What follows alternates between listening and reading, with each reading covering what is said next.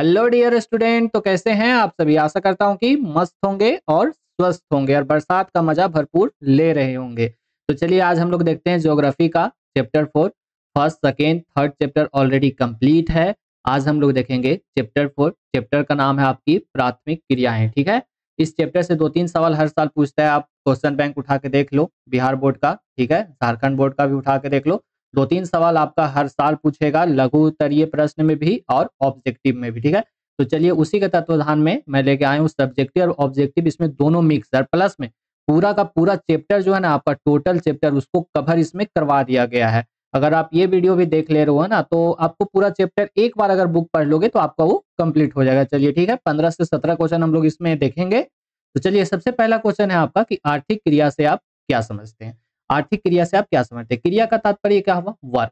कोई भी work work हम लोग करते हैं उसी को कहा जाता है क्रिया। ठीक है, ऐसा नहीं है कि माय क्रिया बाप क्रिया, नहीं समझ लीजिएगा। ठीक है, चलिए आर्थिक मतलब क्या होता है, वैसा क्रिया मतलब वैसा चीज जो पैसा से संबंधित है। ठीक है, तो मानव का वो कार्यकलाप जो आय प्राप्त होती है आर्थिक क्रिया कहलाती है। वैसा कोई भी काम, जैसे आप मान के चलिए कोई भी काम हो, सिंगिंग हो, अगर आप गाना भी गाते हैं, जैसे बिहार में बहुत सारा गाना चलता है आपका भोजपुरी सॉन्ग, झारखंड में नागपुरी चलता है, तो भी वो आर्थिक क्रिया के अंतर्गत आएगा। लेकिन हाँ, इससे अगर आप पैसे कमा रहे हो तभी वो आर्थिक क्रिया के अंतर्गत आएगा। ऐसा नहीं कि आप यूं ही कर रहे हो, पैसे वगैरह नहीं कमा रहे हो तो वो आर्थिक क्रिया के अंतर्गत नहीं आएगा। ठीक है, उसके बाद बहुत लोग किसानी करते हैं, खेती बाड़ी करते हैं और उससे पैसे कमाते हैं, तो वो भी आपका आर्थिक क्रिया के अंतर्गत आएगा। कोई लोग है कि नौकरी करते हैं तो वो भी आपका आर्थिक क्रिया के अंतर्गत आएगा। मतलब वैसा कोई भी काम है ना कि जिससे आप पैसे कमा रहे हो, सीधी सी बात है, वो आपका आर्थिक क्रिया हुआ। ठीक है, आर्थिक क्रिया को 4 भागों में बांटा गया। अब देखिए क्रिया का है कि आदमी बहुत सारा काम करता है ना, कोई खेती किसानी करता है, कोई डॉक्टरी करता है, कोई टीचर है, तो कोई है सो किसी को घुमा रहा है, तो कोई कुछ कर रहा है, तो हजार तरह का काम है। तो उन सभी कामों को है ना 4 भागों में बांटा गया है। तो चलिए सबके पहले हम लोग ये सारी चीजों को देख लेते हैं कि कौन कौन से कार्य है। ठीक है, तो प्राथमिक क्रिया के अंतर्गत वैसा वही काम आता है ना जो डायरेक्ट एकदम मान के चलिए कि डायरेक्ट आपका प्राकृतिक से रिलेटेड है। ठीक है, प्रकृति से आपका डायरेक्ट संबंध इसमें रखता है, जैसे खेती बाड़ी। ओके, खेती बाड़ी आपका क्या हो जाएगा, ये हो जाएगा आपकी प्राथमिक क्रियाएं। ठीक है, उसके बाद आप मान के चलिए कि मछली पकड़ना, मछली भी आप जो पकड़ रहे हैं तो डायरेक्ट प्रकृति से है ना। ये आप गए, आप आराम से नदी तालाब में वहां से ऐसे जाकर मछली पकड़ लिए, तो ये सब सारे के सारे आपको कहाँ जाएगा, तो प्राथमिक क्रिया में। उसके बाद हो जाएगा खनन। खनन भी मान के चलिए कहीं से कोयला निकल रहा है, कहीं से अभ्रक निकल रहा है, या कहीं से कुछ भी निकल रहा है, बालू निकल रहा है, तो वो सारा का सारा जो है सो कहाँ चल जाएगा, तो ये प्राथमिक क्रियाएं में चल जाएंगे। ठीक है, जो मतलब जो डायरेक्ट प्रकृति से हमको प्राप्त हो रहा है। चलिए द्वितीय क्रिया में हम लोग चलते हैं। तो द्वितीय क्रिया में आप सीधी सी बात समझिए ना कि उद्योग धंधे। उद्योग धंधे मान के चलिए आपने टमाटर को उगाया, टमाटर से हम लोग उसका बनाएंगे टोमेटो सॉस। ठीक है, तो ये जो टोमेटो सॉस जहां पे बनेगा ना, चाहे जो बनाएगा इसको, वही हो जाएगा द्वितीय क्रियाएं। ठीक है, आलू से बना देंगे चिप्स, तो ये हो जाएगा आपका द्वितीय क्रियाएं। ओके, तृतीय क्रियाएं कौन हो जाएगी आपकी, तो तृतीय क्रियाएं में है सो आपका जैसे मान के चलिए सेवा क्षेत्र, कोई भी वैसा सेवा क्षेत्र, जैसे आप टीचर हैं। ओके, तो ये आपका तृतीय क्रिया में चल जाएगा। आप डॉक्टर हैं तो तृतीय क्रिया में चल जाएगा। ठीक है, आप नर्स हैं तो तृतीय क्रिया में चल जाएगा। ठीक है, ड्राइवर हैं आप तृतीय क्रिया में चल जाएगा। तो ये सब सारी जितनी भी सेवाएं के चीजें हैं वो सारे के सारे तृतीय क्रिया में। ठीक है, अब चलिए अब एनसीईआरटी है ना एक क्रिया को और जोड़ दिया है, वो है आपका चतुर्थ क्रिया। कौन सा क्रिया, तो चतुर्थ क्रिया। तो चलिए इसके बारे में भी कुछ कुछ जान लेते हैं। तो देखिए चतुर्थ क्रिया में क्या होता है ना कि कोई भी खोजबीन, मान के चलो कि कोई वैज्ञानिक है, वो किसी चीज पर शोध कर रहा है, तो वो कहाँ पे चल जाएगा, तो वो आपका चतुर्थ क्रिया पे चल जाएगा।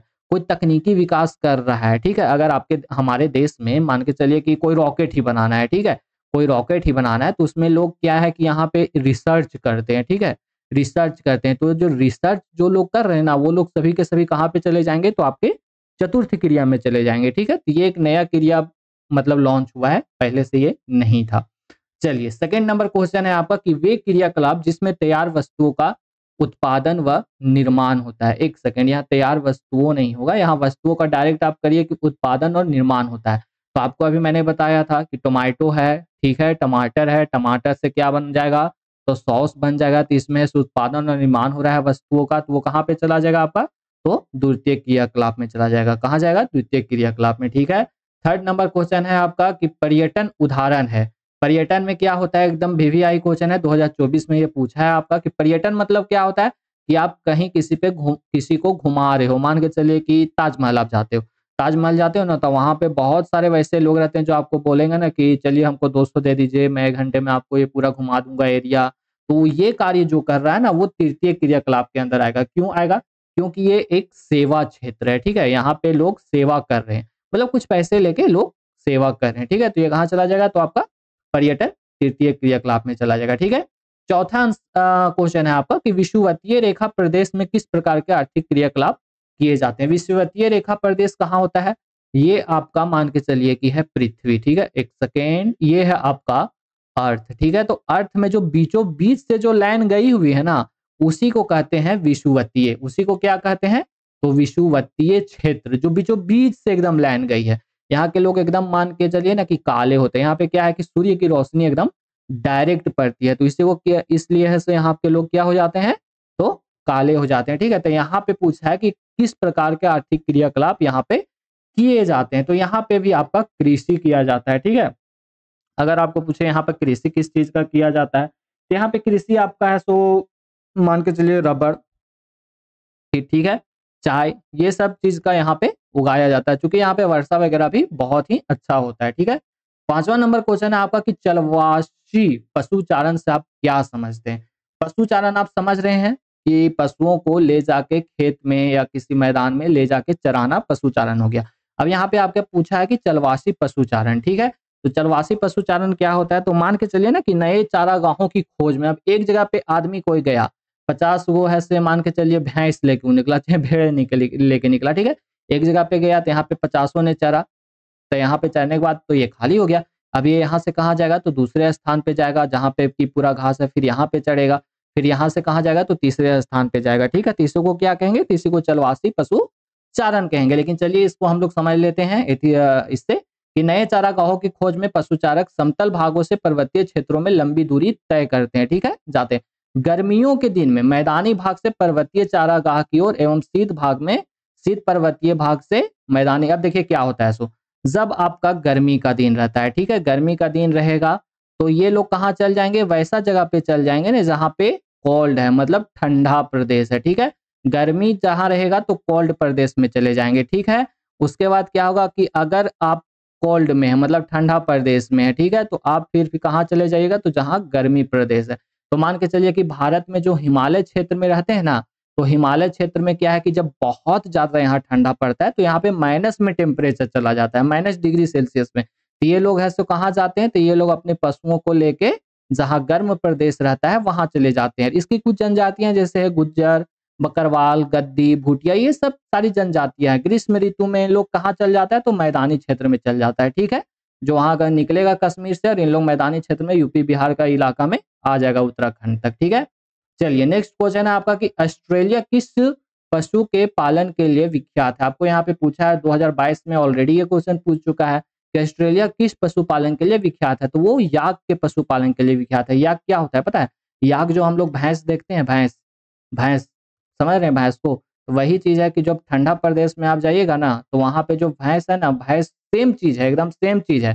लेकिन क्या है कि ठंडा प्रदेश में जाइएगा तो वहां का भैंस का बाल बहुत बड़ा लंबा लंबा होता है, ठीक है। वही हो जाता है याक, ओके। उसके बाद चलिए ये तो एकदम वीवीआई क्वेश्चन है, इसको तो एकदम रट ही लेना है आपको। ये क्वेश्चन आपको 2022 2024 में पूछा है, 2026 में भी पूछ सकता है। 2 साल के अंतराल में ये बार बार क्वेश्चन पूछ रहा है कि कर्तन और दहन कृषि से आप क्या समझते हैं? कर्तन से का मतलब क्या हुआ? काटना। कर्तन का मतलब क्या हुआ? काटना। दहन का मतलब क्या हुआ? जलाना। तो आपको इसी से नहीं पता चल रहा है कि कोई ऐसा कृषि के कुछ काट दिया और कुछ जला दिया। तो कर्तन दहन कृषि आप एक सिंपल भाषा में समझ लीजिए कि एक कोई एरिया है यहाँ पे बहुत सारे पेड़ लगे हुए हैं, ठीक है। अभी पेड़ों को क्या कर देगा? तो पेड़ों को काट देगा, काटने के बाद ये जमीन हो जाएगा समतल, ठीक है। इसके बाद यहाँ जोतेगा, कोड़ेगा और यहाँ पे उपजाएगा जो भी उपजाना होगा, ठीक है। तो ये कब होता था पता है? जब आदि मानव का समय था। आदि मानव के समय में क्या था कि यहाँ पे तो खेती बाड़ी था नहीं पार्टिकुलरली, तो वहां पे लोग क्या करते थे? तो कोई एक जगह है, एक कट्ठा मान के चलो कि यहाँ पेड़ है 100 ठो, उसको काट दिया और काटने के बाद है सो यहाँ पे खेती कर लिया, तो उसी को क्या कहा जाता था? कर्तन दहन कृषि, ठीक है। चलिए इसको पढ़ लेते हैं जल्दी से। प्रारंभिक जीविका निर्वाह कृषि को कर्तन दहन कृषि कहते हैं। प्रारंभिक जीविका निर्वाह मतलब समझ रहे हैं आप आदि मानव के टाइम में कर्तन दहन कृषि का उपयोग किया जाता था। अभी भी कहीं कहीं पे किया जाता है, लेकिन इससे क्या है कि जो आपका एनवायरमेंट है ना उसको नुकसान है। ऐसा करने के लिए सबसे पहले जमीन के किसी टुकड़े को, वनस्पति को काट दिया जाता था, पेड़ पौधों को काट दिया जाता था, वनस्पतियों को जला दिया जाता था। ठीक है, जलाने के बाद है सो उसका जो राख रहता था ना, राख को ऐसे मिट्टी में मिला दिया जाता था। देखो राख में क्या है कि राख में पाया जाता है फॉस्फेट। ठीक है, तो फॉस्फेट को है सो मिट्टी में मिला देने से क्या होता है पता है, वो मिट्टी उपजाऊ हो जाता है। मतलब वहां पे है सो फिर आपको यूरिया खाद वगैरह डालने का कोई जरूरत नहीं पड़ता है। ठीक है, उसके बाद फसल उगाई जाती थी और उसी प्रकार इसको स्थानांतरित कृषि भी करते थे। आप मान के चलिए कि एक पेड़ एक जगह को काटा, फिर वहां पे खेती किया। अब यहाँ पे है कि क्या है कि 3 से 5 साल के बाद ये है से उपजाऊपन इसका खत्म हो जाता था। ठीक है, इन लोग किसी दूसरे खेत पर जाके, मतलब दूसरे जगह पे जाके इन लोग हो जाता था, अलग जगह पे चल जाता था। ठीक है, तो ऐसा कर करके कि ये स्थानांतरित कृषि भी होता था। और इसी को क्या कहा जाता है पता है, झूम की कृषि।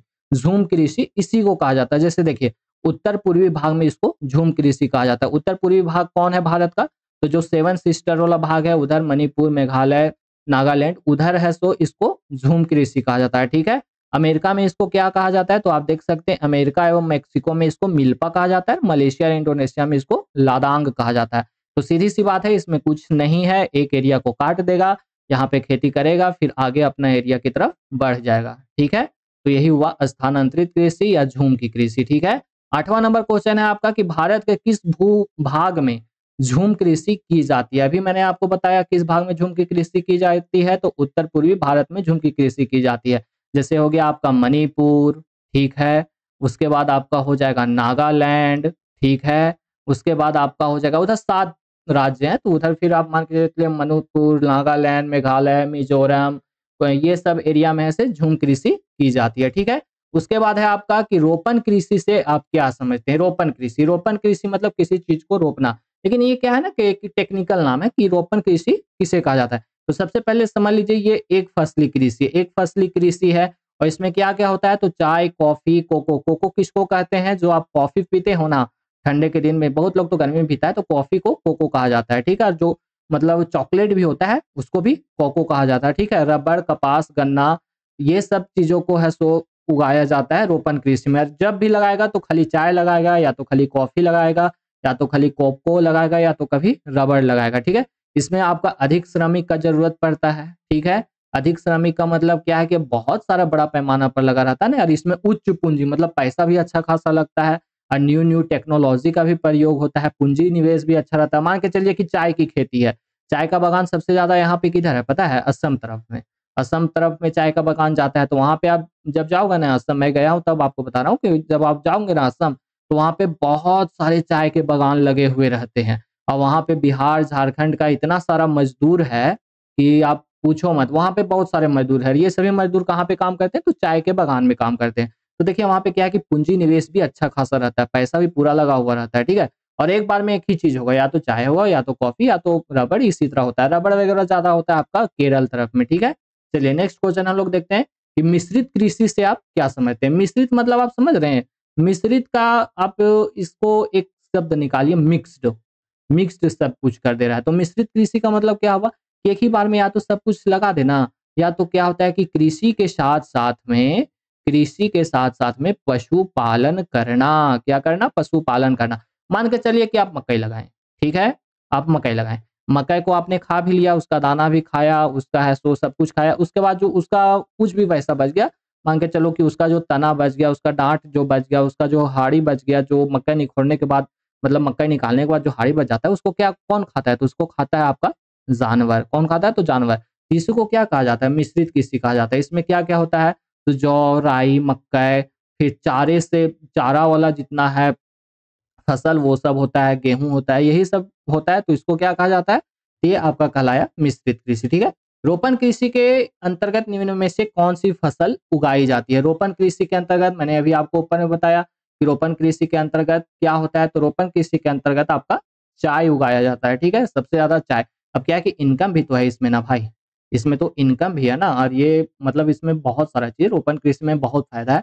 गेहूं वगैरह में क्या है कि उतना ज्यादा इनकम नहीं है। ठीक है, तो रोपण कृषि के अंतर्गत क्या आ गया, तो चाय आ गया। ठीक है, 12 नंबर क्वेश्चन है आपका, निम्न में से कौन सा घास स्थल अफ्रीका में। देखिए घास स्थल कहिए या इसको आप मैदान कहिए, ठीक है। तो अफ्रीका में कौन सा घास स्थल है, तो आपका विल्डस घास स्थल कहाँ है, तो अफ्रीका में है, ठीक है। चलिए नीचे हम लोग देख लेते हैं कि यूरेशिया में क्या है, तो यूरेशिया में आपका है स्टेपीज। यूरेशिया में कौन सा घास स्थल है, तो स्टेपीज। उत्तरी अमेरिका में क्या है, प्रेरीज। अर्जेंटीना में क्या है, पंपास। ये घास स्थल है। घास स्थल मतलब समझ रहे हैं, यहाँ पे चारागाह भी है, यहाँ पे लोग मतलब लोग नहीं चरते हैं, मतलब जानवर चरता है, ठीक है। और मैदानी भाग है, सबसे बड़ा चीज है मैदानी भाग है, इधर खेती वगैरह भी पूरा होता है। जैसे हमारा यूपी बिहार मैदानी भाग है ना, उसी तरह ये सभी मैदानी भाग है। दक्षिण अफ्रीका में वेल्डर्स, ऑस्ट्रेलिया में डॉन्स और न्यूजीलैंड में केटर बड़ी मैदान है। ये सब मैदानी भाग है, इधर मतलब खेती वगैरह बहुत ज्यादा होता है, ठीक है। ये सब चीजें भी आपको याद रखना है। देखिए एक गेस क्वेश्चन है, हो सकता है ना कि इस वर्ष आपको ये एग्जामिनेशन में पूछ दे कि विस्तृत वाणिज्यिक अनाज कृषि का मुख्य फसल कौन है। वाणिज्यिक मतलब क्या होता है, बिजनेस। बिजनेस इट मीन्स कि वैसा कोई फसल जिसको हम लगाएं तो उससे बहुत ज्यादा आपको प्रॉफिट हो, मतलब मुनाफा हो, ठीक है। तो ये है आपका गेहूं। विस्तृत वाणिज्यिक अनाज कौन सा है, तो गेहूं है, ठीक है। ये गेस क्वेश्चन है, आप देख लेना एक बार, शायद पूछ दे इस चैप्टर से इस बार, इसलिए कि ये क्वेश्चन अभी तक पूछा नहीं है। खनन कितने प्रकार के होते हैं, तो खनन आपके दो प्रकार के होते हैं। अब चलिए इसको इलाबोरेट करते हैं कि खनन आखिर दो प्रकार के कौन कौन से होते हैं। खनन का मतलब सबसे पहले समझिए कि क्या होता है। कोयला है, ठीक है। कोयला कहाँ है, तो जमीन के अंदर है। अब इसको यहाँ से कोड़ के जो निकालेगा ना, उसी को कहा जाता है खनन। तो देखिए खनन दो प्रकार का होता है। एक होता है आपका समानांतर खनन, ठीक है। ये आपका धरती का सरफेस है और यहाँ से मतलब क्या है कि खनन करना स्टार्ट किया किया किया किया, तो ऐसे ऐसे गोल गोल करके खनन कर दिया, मतलब ऐसे ऐसे किया। यहाँ पे है सो पूरा गाड़ी वगैरह जा रहा है, मतलब ये सेफ है, ठीक है। एक आपका हो जाएगा भूस्थलीय खनन, मतलब आंतरिक खनन उसको कहा जाता है। तो आंतरिक खनन में क्या होता है कि मान के चलिए कि ये एक पहाड़ है, ठीक है। ये एक पहाड़ है। अब ये पहाड़ में क्या है कि अब यहाँ से आप अगर खनन करना स्टार्ट करोगे तो बहुत ज्यादा उसमें पैसे लगेंगे। तो लोग क्या करते हैं कि यहाँ पे सुरंग कर देते हैं, ठीक है। और यहाँ से ही अंदर जाते हैं और अंदर जाके फिर धीरे धीरे यहाँ पे खनन करते हैं। तो इसमें डर भी होता है, मान के चलिए कि ये भाग को आपने खनन कर दिया तो ये है सो गिर जाएगा ना नीचे जी, तो ये थोड़ा सेफ नहीं होता है। तो खनन दो प्रकार का होता है, एक हो जाएगा आपका समानांतर खनन और एक हो जाएगा आपका आंतरिक खनन, ठीक है। खनन का मतलब क्या हुआ, किसी भी चीज को कोड़ के निकालना, जैसे कोयला, चांदी, अभ्रक, कुछ भी। उसके बाद है फेजेंडा किसे कहा जाता है। ये एक न्यू शब्द है, आप बुक जब पढ़िएगा तो उसमें आपको बताएगा कि फेजेंडा किसे कहा जाता है। तो फेजेंडा जो है ना, सब ब्राजील में कॉफी बागान जो होता है उसी को क्या कहा जाता है, तो फेजेंडा कहा जाता है, ठीक है। नेक्स्ट क्वेश्चन चलिए जल्दी से हम लोग देखते हैं, मुश्किल से एक दो क्वेश्चन अब होगा, ओके। निम्नलिखित में से कौन से कॉफी की किस्में है, इसमें से कौन सा कॉफी का किस्म है। कॉफी तो सभी लोगों ने पिया होगा, पीना भी चाहिए, लेकिन भैया बिना शुगर का, ओके। बिना शुगर का कॉफी पीना यार, मैं भी पीता हूँ लेकिन बिना शुगर का। तो इसमें अरेबिका, रोबास्टा और लेबेरिका, ये तीनों का तीनों जो है ना, इनमें से सभी ये कॉफी की किस्में हैं, मतलब ये टाइप है, ठीक है। ये अलग अलग टाइप है कॉफी का, ओके। चलिए नेक्स्ट क्वेश्चन हम लोग देख लेते हैं। निम्नलिखित में से किस प्रकार की कृषि में खट्टे रसदार फलों की कृषि की जाती है। खट्टे रसदार फल जैसे अंगूर, ठीक है। अंगूर इस सब का कृषि किया जाता है। तो किस में किया जाता है, तो भूमध्य सागर ये कृषि में किया जाता है। और इसी अंगूर को अगर धूप में आप पका दोगे, ये भी क्वेश्चन कई बार पूछा है, अगर इसको धूप में पका दोगे तो ये बन जाएगा आपका मुनक्का। मुनक्का कहिए या हम लोग झारखंड बिहार में इसको किशमिश कहते हैं, ठीक है। तो चलिए ये आपका हुआ कंप्लीट। अब हम लोग चलेंगे 5th चैप्टर की तरफ। एक बुक इसमें मान के चलिए कि पूरा खत्म कर ही देते हैं, नहीं तो 6 चैप्टर पढ़ा के फिर नेक्स्ट बुक की तरफ हम लोग चलेंगे, ओके। तो 4 चैप्टर आपका हो गया कंप्लीट। बहुत बहुत धन्यवाद, आप यहाँ तक जुड़े रहे। आपका दिन शुभ हो, मतलब आप लोग पढ़ो यार, अच्छे से पढ़ो।